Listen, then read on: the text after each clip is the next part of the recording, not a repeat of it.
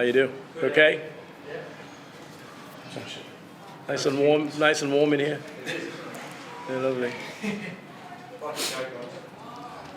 done. I'm guessing you're pretty satisfied with that one. Satisfied about the result. Wasn't particularly too satisfied with the first half performance. That's been me being a little bit critical about my team because the standard we tried to set here, but nevertheless we were after the results, which was the most important thing at the end of the day, and we managed to do that. So from that point of view, I'm very pleased with the second half, of course. I think second half we were far more assertive in the way we play and precise and the way how we play. But sometimes your position, you got to give them credit, and certainly first half they caused us some problems. What was it in particular in the first half which you kind of... We just couldn't get a foothold into the game. We couldn't get a hold. The transition was breaking down and coming back. The turnovers was far too easy than we wanted to, especially in the heat of the weather as well. And so players having to work extremely hard to get behind the ball. And when you do lose the ball cheaply, like in some areas that we did earlier on, that causes some problem. But they played a high-tempo game and fast, and it seems to, from a free kick standpoint, and the goalkeepers were taken before we set. So things that, again, you learn week in, week out about things that you can be better at. And although we are an improving team, but there are certain things that we can be far more better at as well. I know you kind of want to play nice, attractive, entertaining football, but there's also a part of that where you're at the back there and Newcastle have a heap of chances. There must be a part of you which is really pleased with how you just kept repelling them by any means necessary, right? Yeah, and absolutely in games there's always a period in the game that you have to be resilient. You've got to be dogged enough to stay there and maintain and defend, because like your life depending on it. And we managed to do that. Yes, they created some chance. Yes, they created some problems. But we were resilient in our defend, and that's something I'm very proud about the players defensively. If you're going to be in and among the top boys at any level, let alone here at the A-League, defensively you must be able to be resilient, because there's no doubt going forward we have the quality to unlock teams, but defensively we need to do that. And first half we did that, and hence getting the goal at the vital time then changed the narrative in the game. Take us through the emotions of that first goal and then the chance for Newcastle to retaliate after that penalty, and also, do you think Philip Curto could have been in a better position in that situation?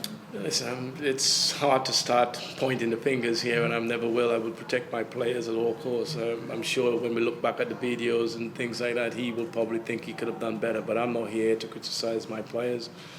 Of course, we could have done better. The reality of the situation, we was given a penalty. It was a clear pen. Penalty seems to be an issue here at the moment. So I'm lucky that this one went wide for us. I'm very pleased that, and I think, when you look back at that, conceding literally a minute after, you've seen that often, how that could possibly be when you score a goal, and then, within a minute or so, you kind of, conceded a goal. But lucky for us, we got lucky in that. And in sport, at any level, you need a little bit of luck, and we got that today, and we took full advantage of it in the end. I asked you after the Adelaide game a few weeks ago, prior to the World Cup break, because there was some little bit of shaky defence. You said we've got to ride our luck, and today was our lucky day. The backline was letting Newcastle players go through almost at will in that first half. Is it the same thing where you just got to ride your luck? I won't say ride your luck, because you do need a little bit of luck. Anybody who can tell you do need some luck. But also you got to be dogged. You got to have that will, to win football matches, but you got to have that will to also defend. And there were times where I think the players show a little bit of doggedness about them in terms of that determination to defend. And yeah, you need some luck in that period of time. We did that, and we got lucky with the penalties, maybe a couple of the chances that they have and probably could have converted, but that's the name of the game, and it's all about taking your chances when it's appropriate. And we managed to take ours, and they didn't, and that was the changing factor in the game. A goal and an assist for De Villa. Just how crucial is him being on his game for this side? He's massive. There's no other way to describe it. He's the best player in the league by a mile, in my opinion. He's such not just a wonderful player, but a wonderful guy. He's such a great leader to have, and I'm very blessed to have such a fantastic footballer. He gives his wears his heart on his sleeve. He plays the game, passionate about it. He drives the players forward. He demands the best from the players. He demands the best from himself as well. And I think, those kind of qualities are very hard to come by. And he's a unique individual. And let me tell you, he is the man around here, without a doubt. He plays in my team any day of the week, even when one leg's at time. So, but yeah, he's just superb, and I'm very lucky to have him.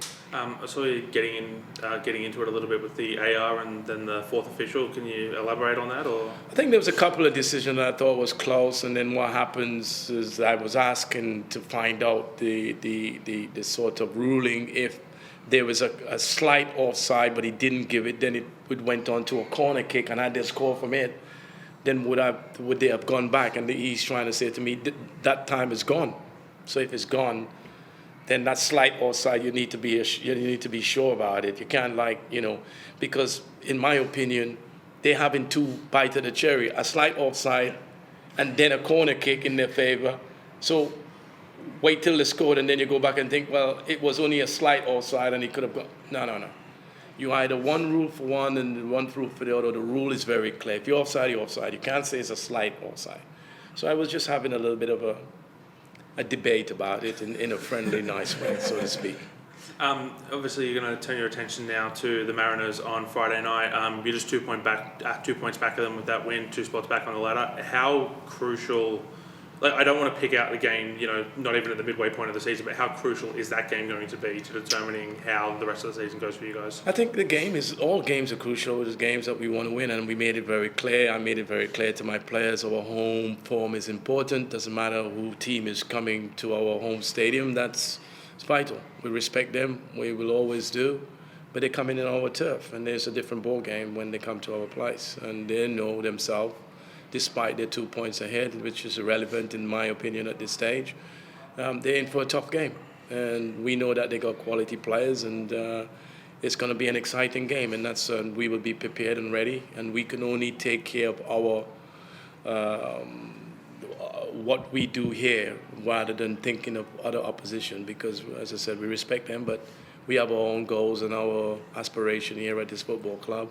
And if we, as I said, and I'll say it again, if we were to compete with the best teams in the league, our home games are very vital for us. And so the Mariners coming here on Friday, I think they know they're in for a very tough game against us. On Friday, when we spoke pre-match, I asked about the Newcastle game that was the behind closed doors. I'm assuming that the Mariners game that you guys have before the World Cup break is going to be the same. You're not going to look too much into it and just look more at recent. I know the game is moved on. They got players. Everybody is bringing new players. So the whole the dynamics of the game is different. They're in a good run of form. They're playing well. We know that.